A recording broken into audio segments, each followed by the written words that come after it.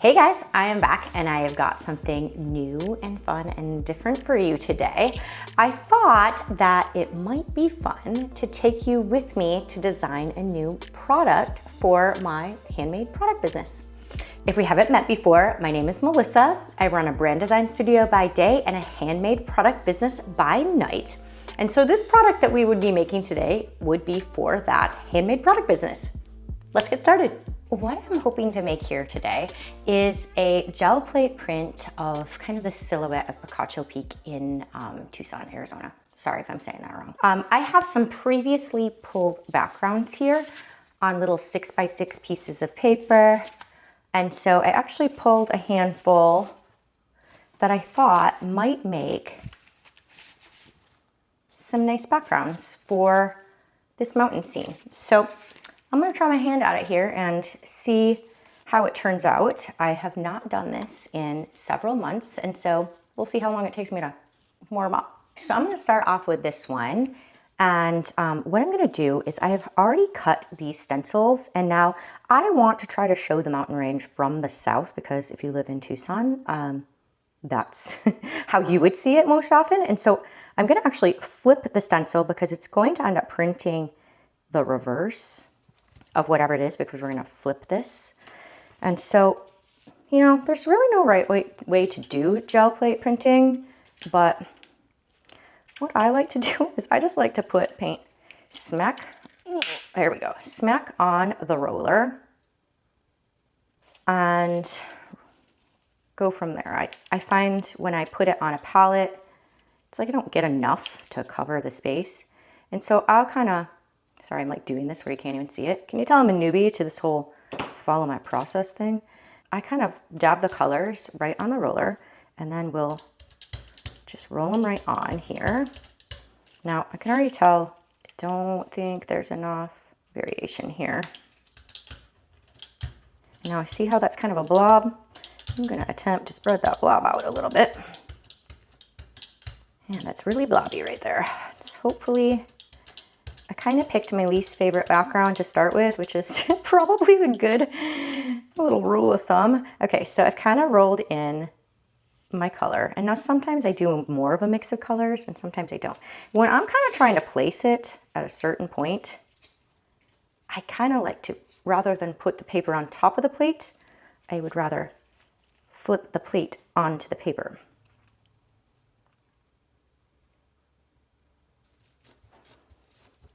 Press down, make sure to press pretty firmly. This one might not be the most exciting color-wise, but I probably think more exciting colors coming up here. And then, there we go. Yes, I hate the blobbiness of that, but maybe I can fix it by adding more layers in the future. There's kind of what we're trying to achieve, but better than this, hopefully. Okay, so let's try it again. I'm thinking this baby is gonna be their next option. Really hoping I get one that I like. This is from the north. I labeled these when I made them.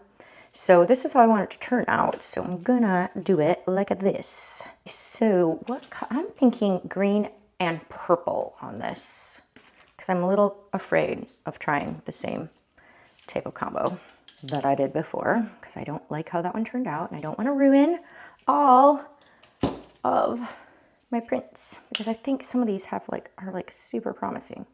So then sometimes, and I just remembered I do this, it sometimes helps to kind of spread that out a little bit. I didn't do that the last time, so that probably was another part of why my colors didn't mix together in an interesting way. See how they're getting a much more interesting kind of mix here. And now the other thing with gel plate printing is you've kind of layered this, and so what I see right here, probably not going to be exactly what actually ends up printing. So let's see here. And now I left my masking tape on these because I wanted them to have a nice border, which is kind of handy to kind of get your print to not move too much. Ooh, I'm a little afraid I'm gonna end up with a blob. Look at that, I don't know if I like that, but here goes nothing. Give it a good firm press, but don't shove, because that will make your print have rough, like fuzzy edges. Also, you see I have this is like a paper that I just had. You probably always want to put a drop cloth down, because Gel plate printing is just messy. Okay, so let's pull this. Yes, this is much more what I had in mind. Look at that. I just love like the texture. Look at the texture of that. Ah, love it. Okay, we might have one winner here. Well, we're gonna keep pressing our luck to see if we can come up with any more winners. You know, I might try that previous stencil one more time because I kind of think maybe I will try laying in 2 mountainscapes, like 2 layers. Getting tricky. This is a parchment paper that I ripped to get a mountain range. I'm thinking I want a little mountain range behind it. So if that's the case, I need to do this. And I think I'm gonna do purple in the mountain range behind and green in the mountain range in front. But we'll start with purple for now.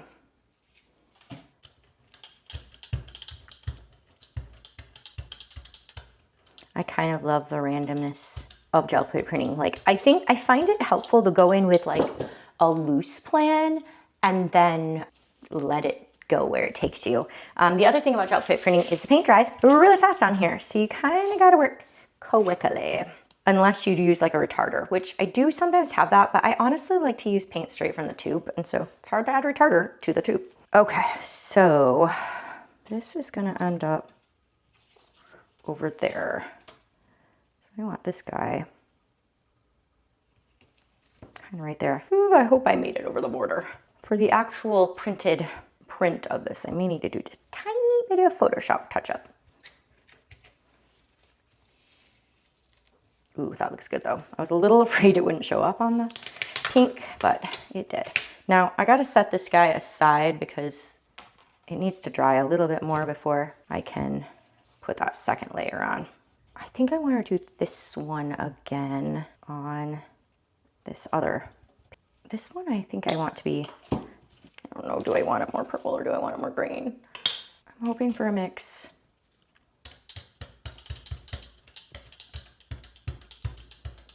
It's, I think, definitely going to be more green. I'd rather have it be more green. All right. Here's the baby I'm gonna print this one onto. I think I'm gonna try to go low. And then I like to actually go into some of these after the fact and add more details. Maybe some shrubbery, or sometimes I'll even go in and add like a moon or a sun or something like that. So I don't know what I'm gonna do yet. I will let them dry and then I'll decide if any of them need anything more. So here's this one. I'm pretty happy with how this one turned out. I'm on my last one. What do I wanna do? What do I wanna do? This is my first time using my new camera, you guys, so sorry if it's glitchy. Last one. This was just a tiny little mini printing session. I actually usually print for much longer than this because I'll do tons of backgrounds and I'll do tons of mountains. I'm gonna do this one different where I suppose I should probably put the stencil down. All right, this one's gonna be a little different because it's got this Arctic color. I strategically put the green at the top because this is a very light bluey background. And so I wanted to make sure that that green would have a nice contrast against it. And so the Arctic color is more towards the foreground. This one I'm gonna let go a little bit higher. I actually don't know if I've ever combined these two colors for a mountain before, so not loving how much there is in there right now. Might have to go back and add some more. Yeah, it's not my favorite. That one's gonna need a little more work. I'm gonna let them dry. Okay, I'm going to go back to this purple. I think it's probably dry enough. I can put a layer over it. I know I wanted a green, but which silhouette to use? The simpler silhouette or the more complicated silhouette? I think maybe this one merits the simpler so that that can kind of peek in through right there. I'm gonna use this one. I like this one better. This one is actually kind of more realistic. And this one I'm gonna see how sometimes I place my dots different places. That's when I did it the last time where I just did 2, I really wanted the bottom to end up being this color. But on this one, I want it kind of more mixed in. So that's why I'm placing it like this. I have no idea if this is a real technique. It's just the technique I use. And I like to kind of go see how I'm doing kind of weird little angles and short strokes, because to me that makes texture. There's other times I maybe don't want texture, but for right now I do. All right, now this is gonna be a little tricky. I want the purple to show. I don't think the purple's gonna show too much. Ooh, that is actually maybe kind of nice. Not as opaque as I would have liked. I might have to get some light in there somehow. That's everything I had to do today. Now, another good tip is I personally, when I'm doing gel plate printing, I work extremely iteratively and I will take a scan at almost every single step, because you never know when you're accidentally gonna push it too far. I think I'm gonna wait for all these to dry, scan them, and then I might come back for another pass. And whether or not I add that here on the video, your guess is as good as mine, so you can wait and find out. And here are all the finished pieces. Now, to decide which ones to turn into new products. All right, guys, so we've got the paintings done. I actually went back in and did a little bit more work on this one. I added some line work. I don't know if you can see it, but I think these 2 are the ones I'm loving the most. And so I started out to make an art print of Picacho Peak, but now that I've got these done, I'm thinking there's some other opportunities here too. I'm thinking this little guy is going to be my art print, and I think I'm going to try to make this one into a greeting card. And I've got one other idea I'm kind of working on too. So let's get to work on these. For the new greeting card, I'd like to put some type on the front that says, "With love from Tucson." Now, I already have some type painted that says "with love from," but I'm going to need to paint the word Tucson. To do that, I typeset the word Tucson, print that out, and then I rub graphite on the back and then flip it over and trace over the letters in order to transfer an outline of the type that I'm looking to paint onto that paper. Once I have the design of the type transferred to the watercolor paper, then I can start painting it. This is actually a little trickier than it looks because you have to move really quickly and really accurately. Otherwise you get strange kind of like watermarks that stop and start in the middle of the type, and that bugs me a little bit. I like it to be a pretty smooth stroke.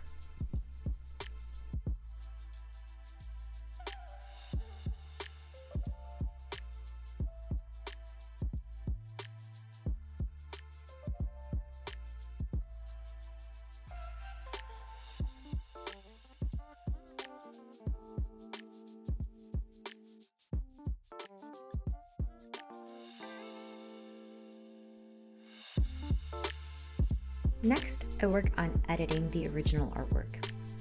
I'll scan it in at the highest resolution I have available, and then I'll zoom in and remove any slight imperfections in the painting.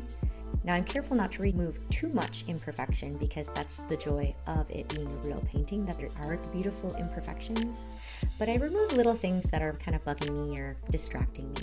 And then I color correct and try to get the vibrance and the colors to match what I see with my eyes on the original painting. Occasionally I make a couple little tweaks or adjustments. Maybe I made a little mistake on the painting and I want to kind of correct it a little bit on the digital copy.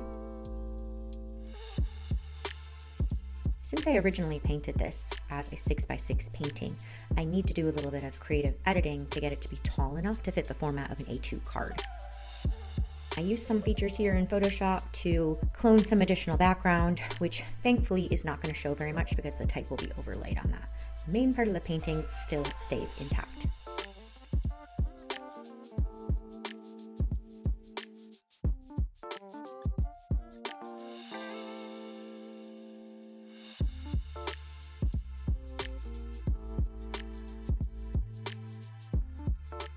Next, I scan in and bring in that text that I painted.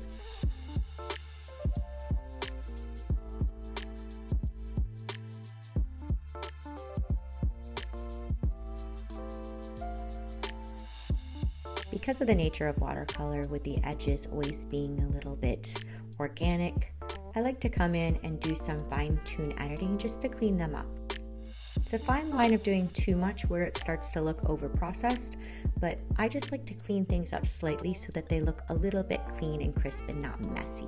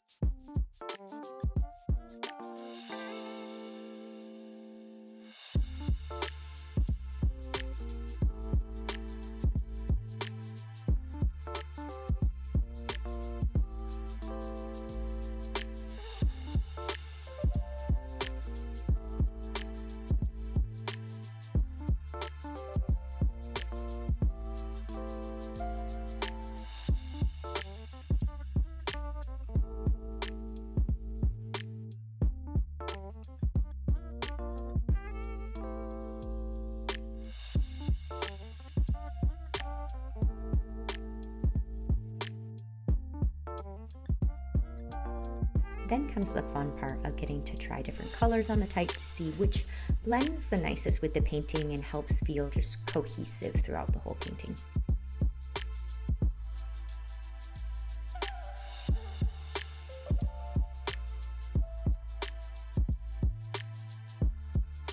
Sometimes once I get to putting together the final card artwork, I start to realize it needs a few little details that maybe I didn't think of when I was actually painting. So in this case, I'm going to add this tiny little moon from another painting just to kind of add a small amount of interest into this lower right section of the painting.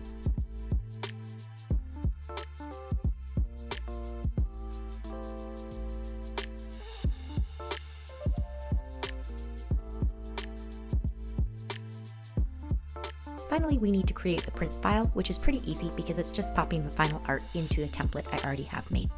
All right, you guys, our products are done. I ordered them and they have arrived and I wanted to show you how they turned out. I don't think I actually explained this, but when I said I wanted to make an art print, I was actually envisioning a mini art print. I've got these little mini art prints that I do. So far, people are loving them. And so I have a shop in Tucson that they're selling particularly well at, and I thought I would like to do a Tucson specific art piece. So that's the background.